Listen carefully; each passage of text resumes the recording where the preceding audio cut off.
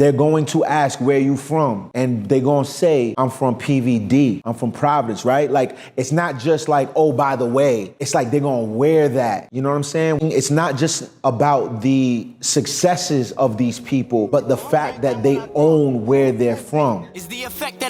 Providence, the Renaissance city.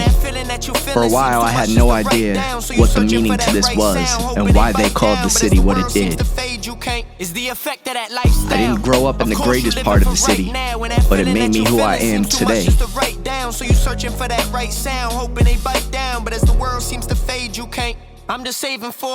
I just figured today I'd try and get some of the sights, show off the good side of Providence.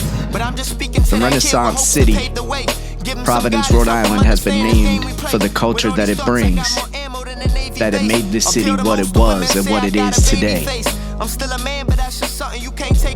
The way that this city has shaped the culture artistically, from arts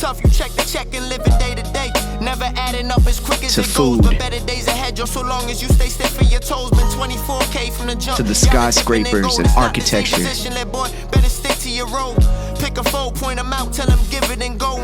If it weren't for this city and what this city has done for me, I would not be the hip-hop producer that I am.